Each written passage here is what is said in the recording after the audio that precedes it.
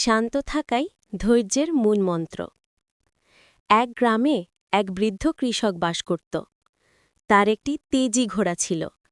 কৃষিকাজে, ভারী জিনিস বহনে ও নিত্যদিনের চলাফেরায় সে ঘোড়াটিকে ব্যবহার করত। একদিন হঠাৎ করেই ঘোড়াটি হারিয়ে গেল। অনেক খুঁজেও তাকে আর কোথাও পাওয়া গেল না। কৃষকের স্ত্রীর খুব মন খারাপ, কিন্তু কৃষকের কোনো ভ্রুক্ষেপ নেই।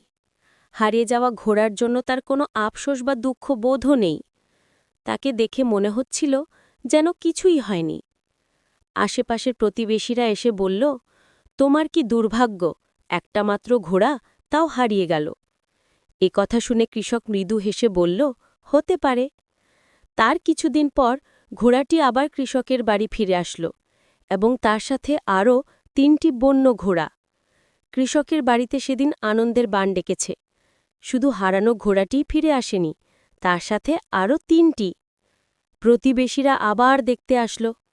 সবাই বৃদ্ধকে বলতে থাকল, তোমার কি সৌভাগ্য, হারানো ঘোড়া ফিরে পেয়েছ, সেই সাথে আবার 3টা বাড়তি ঘোড়া।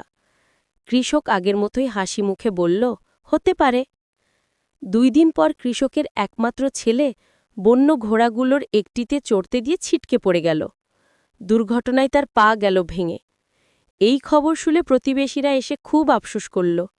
দুঃখ করে কৃষককে বলল, এমন করে ছেলের পা ভেঙে গেল, সত্যিই বড় দুর্ভাগ্য। কথা শুনে কৃষক লোকটি মুচকি হেসে বলল, হতে পারে।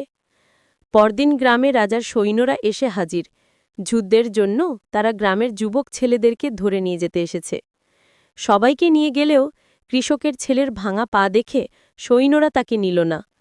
এইবার প্রতিবেশীরা এসে বলল, তোমার তো দেখছি অনেক বড় সৌভাগ্য, ছেলেকে আর যুদ্ধে গিয়ে মরতে হবে না। হালকা হেসে কৃষকের একই উত্তর, হতে পারে। শিক্ষা 1. জীবনের ভালো বা খারাপ ঘটনাগুলো সাময়িক এবং পরিবর্তনশীল। 2. এখন যা দুর্ভাগ্য মনে হয়, পরবর্তীতে তা সৌভাগ্যে পরিণত হতে পারে এবং এর বিপরীতটাও সত্যি। 3.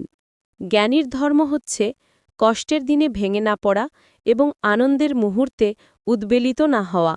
যে কোনো পরিস্থিতিতে শান্ত ও নির্মোহ থাকার গুরুত্ব অপরিসীম। 4. সবকিছুই আপেক্ষিক এবং আমাদের বর্তমান দৃষ্টিভঙ্গি হয়তোবা ভবিষ্যতের প্রকৃত চিত্র প্রকাশ করে না। তাই জীবনের অপ্রত্যাশিত ফলাফলগুলি আমাদের চমকে দেয়। 5. এক জীবনে আমাদের ভালো মন্দ সবকিছুই মেনে নিতে হয়। জীবনের সকল পরিবর্তনকে সহজভাবে নেওয়া আমাদের মানসিক শান্তি ও স্থিতিশীলতা এনে দেয়।